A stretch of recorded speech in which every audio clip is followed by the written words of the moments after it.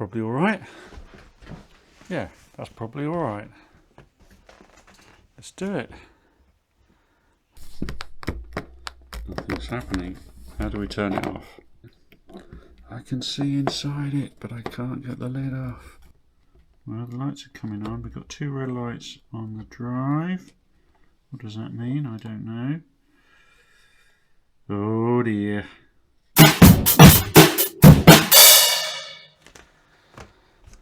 Hello, Vincent here. Glad you could join me today. I don't know if you remember, a few weeks ago, well, quite a few weeks ago now, I made a video a while back about when I upgraded this thing, iPod Classic, and putting in a new battery, a much bigger battery than the original that lasts forever, and a solid state drive to replace the kind of rather old hard disk that was in the original to make it give it more capacity. Oh gosh, and the most horrific part of that was prizing off this case, prizing the case open, and I'd hoped never to have to do that again, ever. But as you shall see, you don't always get exactly what you want. I don't know, maybe you've attempted to do something like this yourself. And what do you think? Are you happy with the results? Me? I was super happy.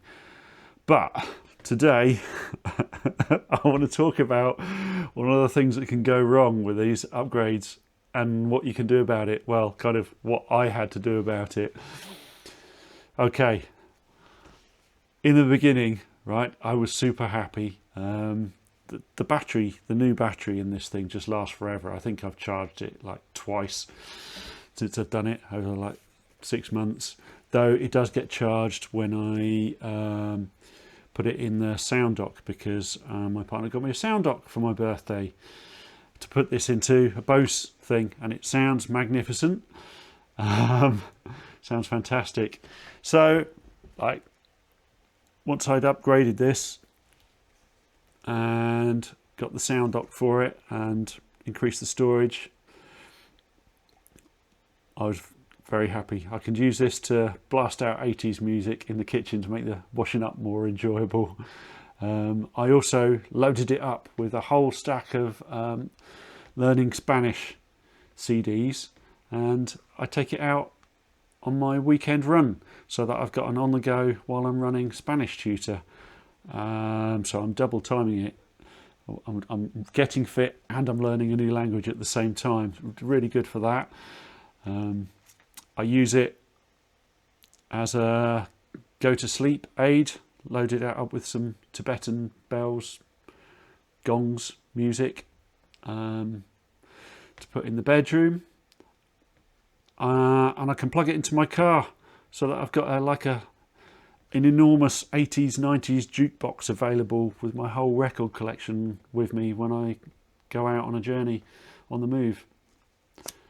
Basically, it's amazing, and yeah, unlike a phone, you don't need to charge it very often, so you just take it with you and you play it. And also, if you're playing media off this, you're not running down your phone battery when you're out and about. So far, so good. But then, a few weeks ago, I had a little bit of a glitch while I was out on a run. The tracks started skipping, so it would get to the end of one track and then the next track would just skip over and miss it and go onto the one after, and it was doing this kind of weird fast forwarding and skipping stuff. Well, I mean, this isn't good. I wondered if perhaps I had a faulty SSD in there, but these solid state drives, they don't have any moving parts, and I know the software layer within them is very good at like flagging bad storage bits and passing over them, so that they don't get used when you're saving files to it. And I'd only just bought it, so I didn't think that was the problem. And then I kind of recalled all the fun and games I had connecting everything together, and I wondered if it might be one of the cables one of the bits that I had to take apart and put back together if we got a connection issue on one of these cables, and that me taking this running had like joggled something loose in there, because all the components inside were packed in but they were still kind of loose. Let's backtrack a little. So yeah, it started jumping, the track started skipping. It would get to the end of one track and then the next track it would miss out and go on and skip over several tracks. So I kind of poked at the buttons and eventually it just carried on. It's just carried on working again. So I thought nothing of it. And the next time I took it out, it was fine. It just worked fine. So I forgot about it. But then it started doing it again, and it got to the point where it's deteriorated so that it wouldn't play anything at all. It would boot up and you could see all the music tracks, but as soon as you try choosing one, it wouldn't actually play it. It would just pause itself on the 00 time stamp. So that was that.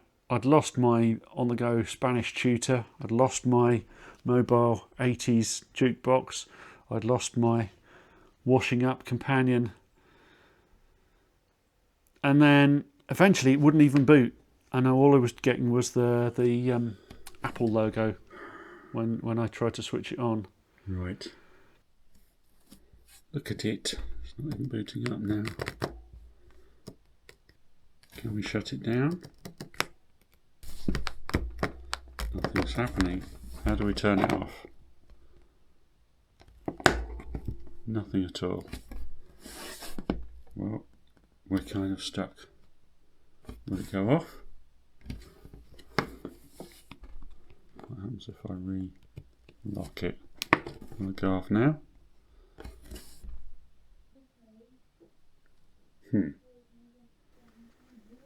So there was nothing else for it. I had to jump back in. I'm going to have to take this thing apart again. Oh God, that means using the sharp slicing tool and lacerating my fingers all over again to get into it, because it's such a tight fit. Alright, out come the iPod butchery tools. Is that not going to switch off at all?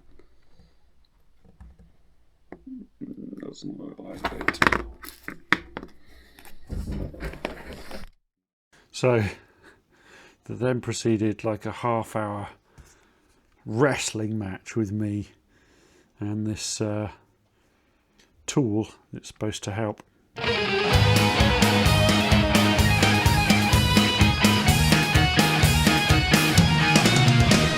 It's a bit worrying having to open this up while it's still switched on, but if it won't switch off,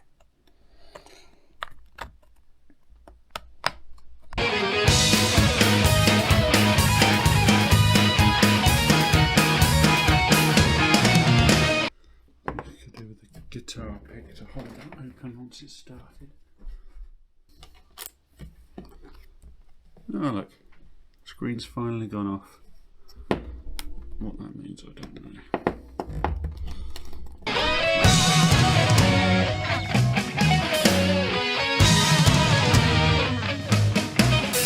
Well, that might be working. Let's do another one in there.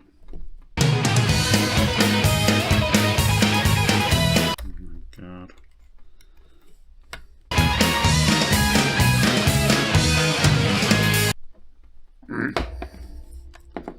Well, this is fun, isn't it?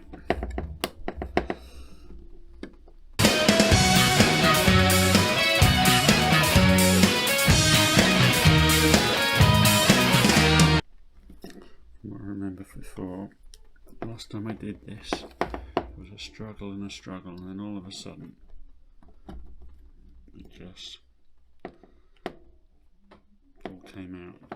I used a couple of plectrums that I had lying around to wedge them into the case to stop it closing itself back up again.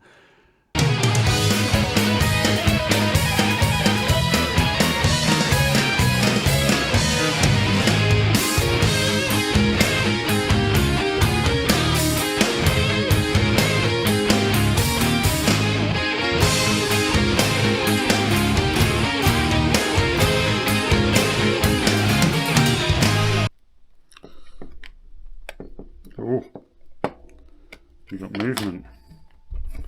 There we go. See that? It's released around the top corner. This is progress. Let's get that under there. Let's get that under there. Stop that going back in again. We've got progress.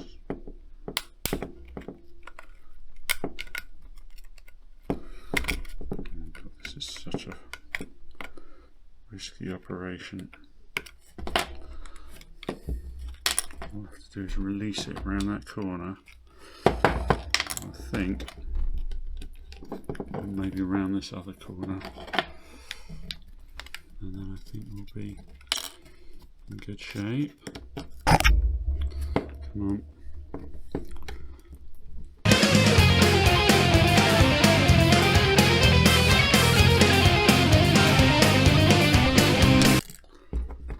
Just going to spring back in. I can feel it.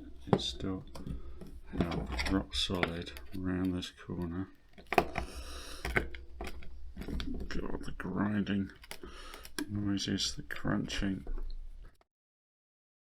And honestly, I thought I was never going to get into it. I had it there. At some point, I had the case like half hanging open, but something wouldn't release. So I kept going, and I still couldn't get into it. I can see inside it, but I can't get the lid off. Okay.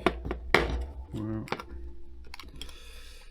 around this corner at the top, maybe. Don't want to snap it. I'm in, but I'm not in.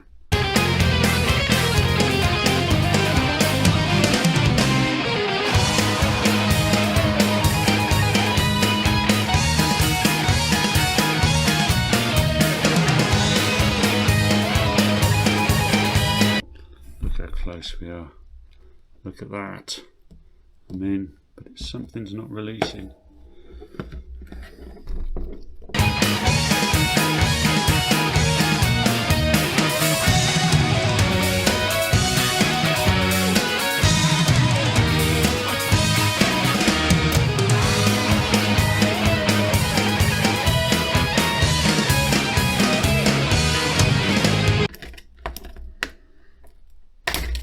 There we go.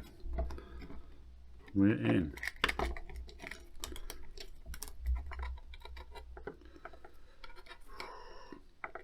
I did eventually get in, and luckily this time I didn't have to go through the rigmarole I had before of pulling the power lead off the motherboard, and where I broke the connector last time, because the battery inside had come loose and it was flopping about from one side to the other, so I could open it up a bit more easily. Let's see what we got.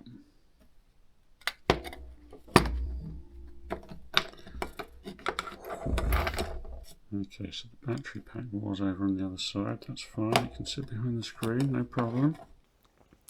I wasn't really sure what to do, but I thought that let's just try taking the SSD board out, disconnecting it from both ends of the ribbon cable, reconnecting it, see what happens. And it's got this crazy tiny connection, and it's a different type of connection on each end of it. So what am I doing? I am going to be pulling out that ribbon cable.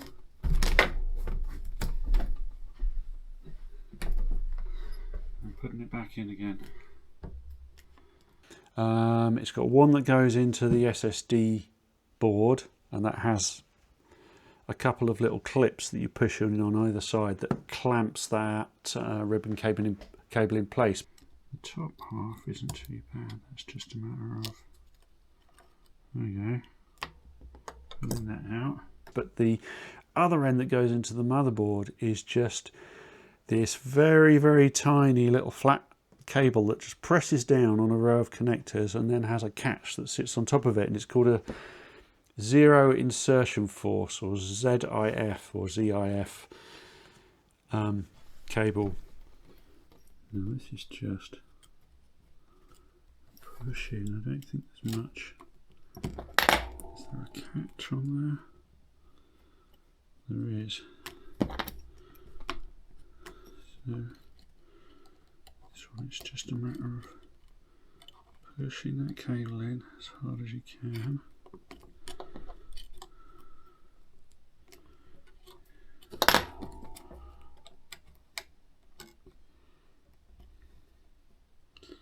So it's squeezed in, squeezing that over. Okay.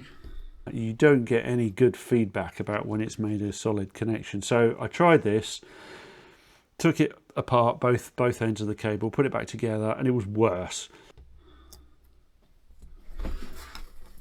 Gosh, this is tricky. And this has to go. There.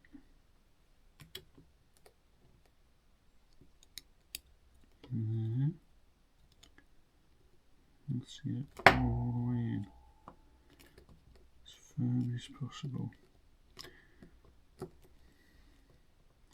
I don't think that was all the way in before. That's definitely all the way in now. And it has little clamps on either side of the ribbon. Clamp it into place that hold that ribbon cable in the right place, and then I guess we should power it up, see what happens. I'm a bit worried about this battery flapping around loosely in here. I might get some. Let's get some adhesive pads to go underneath there. But just for now, we're going to unlock it and see if it'll boot. Well, the lights are coming on. We've got 2 red lights on the drive. What does that mean? I don't know. Oh dear. So now I was getting, it wasn't even giving me the Apple logo anymore. Now I was getting this red X screen, like the iPod equivalent of the blue screen of death. That's not good. Can't read the drive. Okay. Well, should be able to just power that off. Come on. There we go, that's off. Lock it again.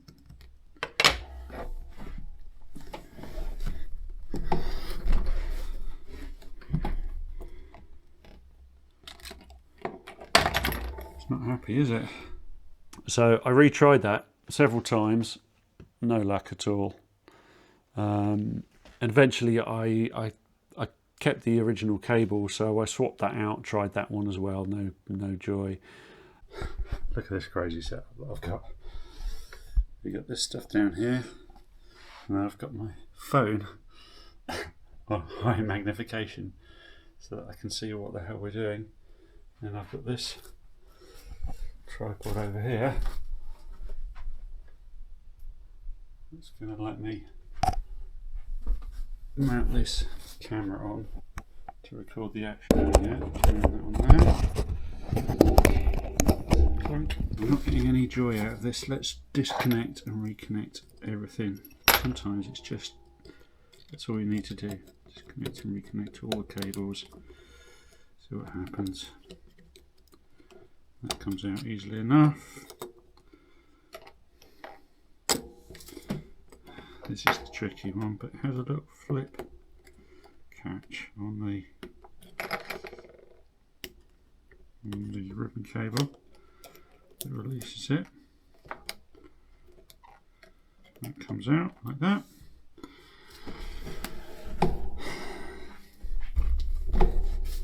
I mean, it looks good, looks okay, cable doesn't look damaged. Let's go one more time. Let's try and reattach it all. The cable kind of sits in this little holder thing.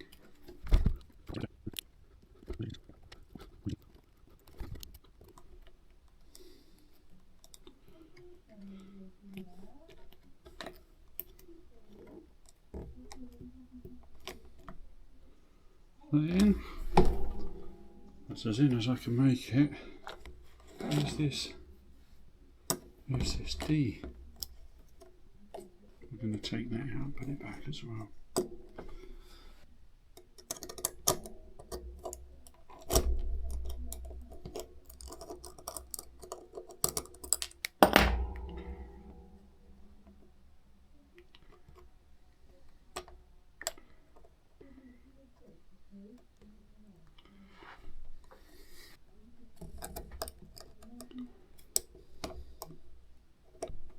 Okay, good.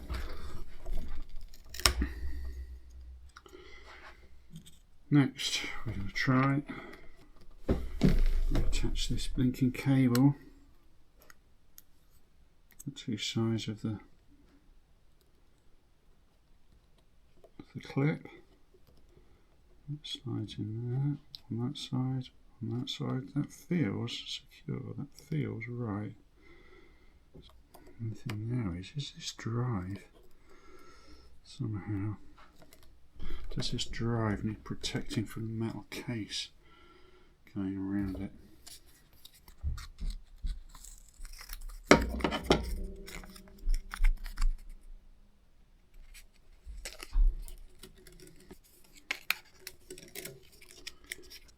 Power is good.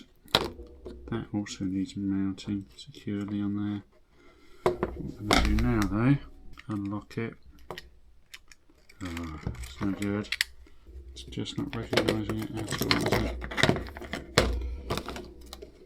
I asked ChatGPT how to up my chances of success with this ZIF format connection, and really it's just a matter of pushing it the extra little bit and then pressing down on the cable so that you're pressing the cable into the board. So I did that a couple more times. I was kind of losing patience by this point, but lo and behold, okay, it's reading. It's booted.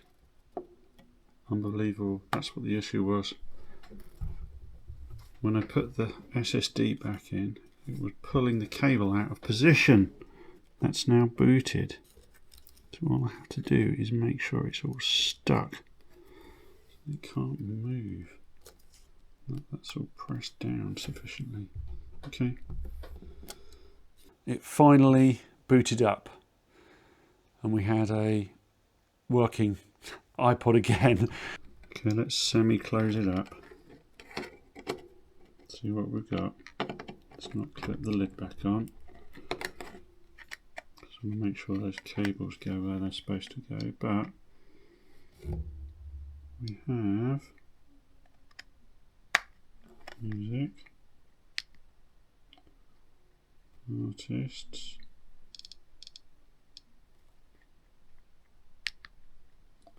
yeah, seems to be alright. So at least we know the SSD is good. It is just that cable.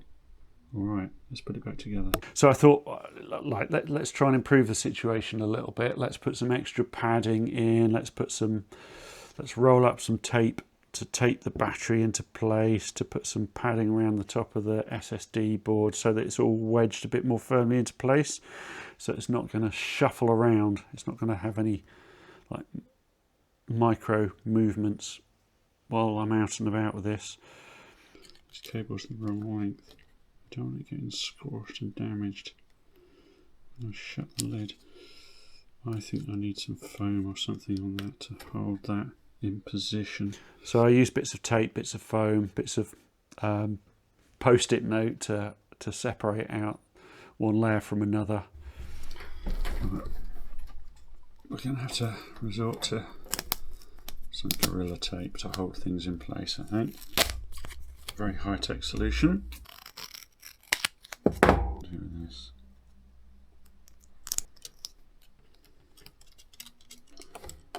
We want this battery exactly there. Yeah.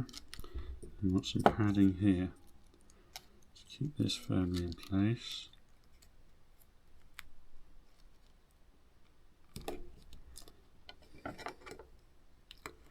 That goes back on like that. Is that power ribbon cable going to be crushed? Or is it going to sit down where it needs to go? I think it's going to sit where it needs to go. Alright, let's not push it back together yet. Let's just see if it's still working. And then push it back together. It goes back together. Like, just snaps instantly back together. It takes half an hour to open it, but it takes like 5 seconds to close the case again. And there we are. My iPod Classic has been resurrected. I now can go back to enjoyable washing up sessions. I've got my Spanish tutor for when I'm out on my runs. I've got my car jukebox that plugs into the car stereo, and I've got my Tibetan bell gong sounds for helping me go to sleep in the evening. So with these like DIY refurbishment projects with this old tech, you know, there's a certain level of risk. You kind of have to be prepared to you have to be prepared for failure, and you have to be prepared to dive in and problem solve and experiment with it, and be prepared for the possibility that it might not work out. It might just break. I mean, these things are 20 years old at this point, so you have to sometimes deal with things breaking, or just me being clumsy, really, just not doing it properly, not fastening down all the bits inside before I closed it up last time. But there you go. So if you've ever done something like this yourself, and you experience something similar, it really is most likely to be, if you're finding that you're having read errors on the disk inside your iPod, and you've put a new SSD in, it's most likely to be that zero insertion force, that troublesome zero insertion force cable that just needs a bit of extra force, as the name doesn't give away, and it might just solve the problem. All right, that's all I got for you this time. I hope you have a great day, and I'll see you soon.